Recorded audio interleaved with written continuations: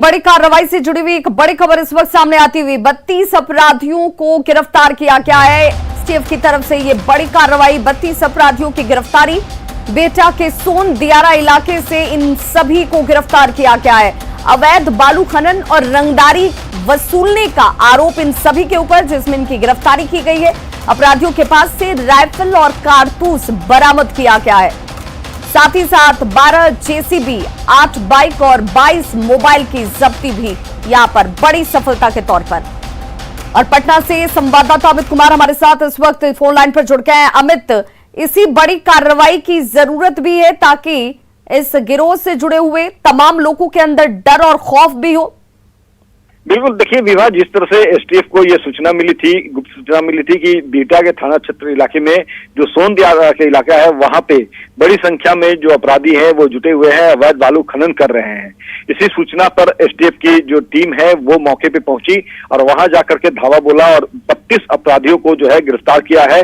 इनके पास से उन असलहों को भी बरामद किया, हथियारों को भी बरामद किया है, जिसके बल पे ये अवैध बालू खनन का काम कर रहे थे, रंगदारी वसूलने का काम कर रहे थे। तो कहीं ना कहीं एक बड़ी कामयाबी एसटीएफ के हाथ लगी है। और सही कहा आपने कि इस तरह की कार्रवाई की जरूरत है, चूंकि बिहार में लगातार देखने को मिलता रहा है कि बड़ी से बड़ी कार्रवाइयां हुई, लेकिन ये जो अपराधी हैं ये बेखौफ हैं, लगातार बालू का अवैध खनन कर रहे हैं। सरकार को राजस्व का करोड़ों का नुकसान जो है वो हर महीने पहुंचाते हैं ये लोग। और इन लोगों के खिलाफ जो है एक्शन कहीं ना कहीं ढीला नजर आ रहा था।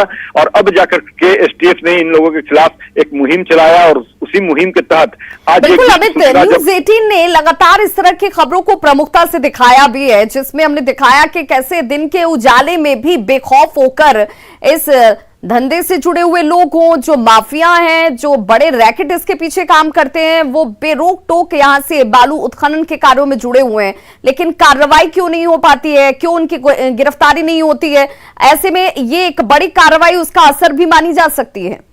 देखिए, निश्चित तौर पे विवाह, क्योंकि लगातार न्यूज़ 18 इस तरह की खबरों को प्रमुखता से दिखाया है। बालू अवैध खनन से जुड़े हुए जो खबरें हैं वो न्यूज़ 18 ने दिखाया है प्रमुखता से। लेकिन सबसे अहम बात है कि इन अपराधियों के मन में खौफ नहीं था और उसी वजह से ये लोग हथियार के बल पे अवैध बालू का खनन कर रहे थे।